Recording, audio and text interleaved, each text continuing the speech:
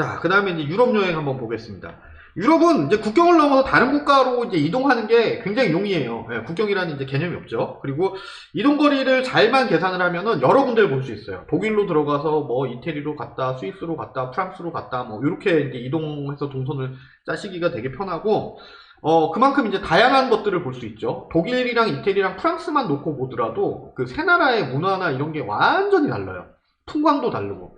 독일은 맨날 비 와. 예, 진짜 독일 있으면서 제가 비 안 왔던 날이 하루인가밖에 없어요. 계속 막 추적추적 비 오다 그치고 오다 그치고 막 이런데, 이게 딱 프랑스 국경만 딱 넘어가면은 터널 하나 지나고 나면 완전히 그 풍경 자체가 달라지거든요.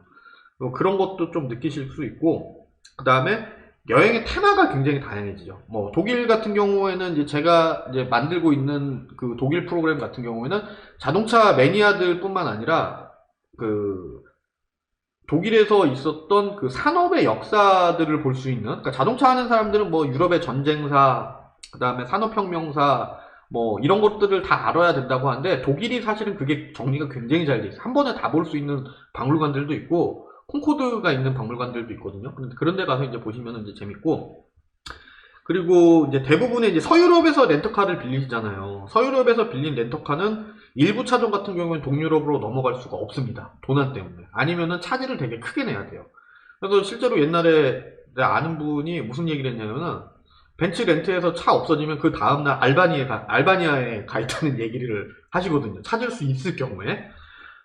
그리고 고속도로하고 국도가 섞여 있어가지고 생각보다 복잡해요. 이 중에 이제 그 독일하고 영국하고 몇 군데는 아예 고속도로 통행료 자체가 없습니다. 근데 이태리하고 프랑스하고 나머지 지역들은 통행료가 있는 데도 있고, 스위스하고 오스트리아 같은 경우는 비넷이라고 얘기하는 그 정액제, 그 통행증을 사야 돼요. 기간제로 운영되는 거. 그리고 몽블랑 터널 같은 경우에는 따로 통행료가 있어요. 한 40유로인가 50유로 정도 했던 걸로 제가 기억을 하는데, 자, 그런 식으로 유럽에서는 고속도로하고 국도가 막 섞여 있어가지고 사실은 좀 복잡하고 예상 외로 이제 요금을 내야 되는 부분들이 좀 많습니다.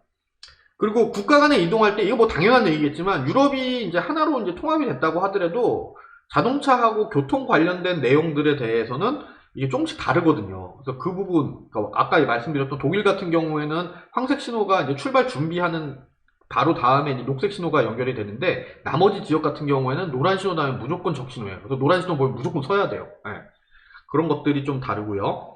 그리고 뭐 아까 말씀드렸던 1차선 이용이랑 원형 교차로 통행, 이거 엄청 얘네들 강조하고 정말 빡세게 뭐라고 하거든요. 예. 그래서 이거는 진짜 반드시 익혀야 되고, 원형 교차로는 참고로 말씀드리면 다 아시겠지만 진입해서 돌고 있는 차가 우선이에요. 왜냐하면 돌고 있는 차를 직진으로 간주하거든요. 그리고 진입하는 차는 우회전으로 간주를 하거든요.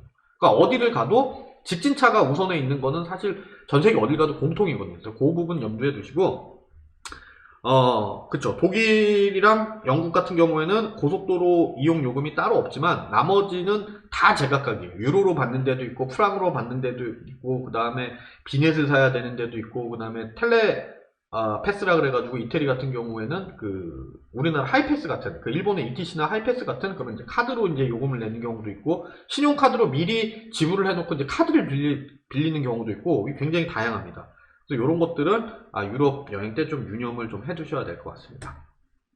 자, 이거는 이제 제가 독일 갔을 때인데, 독일에서 이제 그 주유할 때요. 옆에 이제 사진을 보시면은 녹색, 빨간색, 하얀색 이렇게 돼 있는데, 요게 이제 연료의 등급을 나타냅니다. 그리고 주유소 사용법은 아까 말씀드렸던 미국이랑 비슷해요.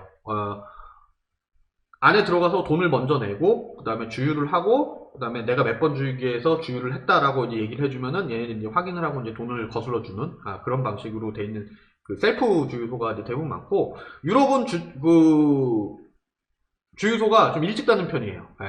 6시 전에 일단 주유를 하는 게 좋고, 스위스하고 프랑스 같은 경우는 좀 기름값이 좀 비싼 편이거든요. 비싼 편인데 좀 싸게 주유할 수 있으려면 어딜 가면 되냐면 마트를 가시면 돼요. 그러니까 우리나라에서 지금 이제 사라진 뭐 까르푸라든가 이런 그 대형 쇼핑몰이랑 같이 있는 마트들이 있거든요. 이런 데는 대부분 식당하고 주유소가 같이 있는 경우가 많아요. 그래서 거기 가서 이제 주유를 하시는 게 이제 조금 더 비용을 이제 아낄 수 있는 방법이고, 그 옆에 있는 사진은 요거는 이제 제가 렌트를 했던 그 폴로라는 차예요. 예. 이게 1.3리터 3기통 엔진이었나 그랬는데 연비도 굉장히 좋고 굉장히 재밌었어요. 예.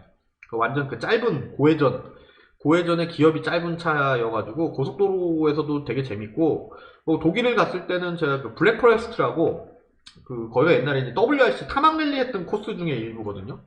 전나무 숲인가 무슨 나무 숲인데 그게 너무 빽빽해가지고 검게 보인다 그래서 이제 블랙 포레스트라고 얘기를 하는데, 이제 거기에서 이제 와인딩 구간을 달릴 때 굉장히 재밌었어. 손맛도 좋고 반응도 빠르고 빠릿빠릿하고. 그렇다고 빠른 차는 아니에요. 그리고 요 밑에 사진은 요거는 이제 뉘르부르크링에 가서 이제 주행을 했을 때 찍은 사진인데, 여기서는 제가 이제 트랙을 타는 전문 차를 렌탈을 했었거든요. 렌트카 갖고 들어갈 수 있는데 렌트카 갖고 들어갔다 문제 생기면 나중에 유럽에서 렌터카 못 빌리는 경우가 발생을 할 수도 있어요. 그런 것 때문에 여기서 이제 그 근처에 있는 경주차를 빌려주는 데 가서 직접 이제 차를 빌려서 탔었고, 이때 당시에 뉘르부르크링에서 한국 기자들 중에 제가 제일 전륜차 중에 제일 빠르고 제일 비싼 차를 탔었다는 타이틀을 갖고 있죠. 요거는 이제 메간 265 RS입니다. 그리고 링포탈이라는 사이트가 있거든요. 근데 거기 가면은 날짜별로 이 코스에서 찍은 사진들을 다 올려놔요. 그래서 자기가 원하는 사진을 할 수 있어요. 15유로 정도 했던 것 같아요, 사진 한 장에. 저는 요 사진을 4장인가를 샀습니다. 그래서 딱 요 사진 나오는 구간, 이제 카루셀이라고 얘기하는 구간인데, 이 사진이 제일 잘 나오는 포인트에 포토그래퍼들이 이제 대기를 하고 있다가 차가 지나면 일단 찍죠. 그리고 요 마지막 사진은 제가 처음 유럽 갔을 때 렌트했던 마치입니다. 닉산 마치. 요걸 가지고 어디까지 갔었냐면은 스위스에서 프랑스를 거쳐가지고 이탈리아 모데나까지 내려갔었어요. 모데나에 가서 이제 만났던 친구들이 그 얘기를 하더라고. 너 차 못 타고 왔냐고. 그래서 마치 타고 왔다고 얘기했더니 갈 때 조심해서 가라고 그 얘기를 하더라고. 근데 유럽에서는 사실 소형차가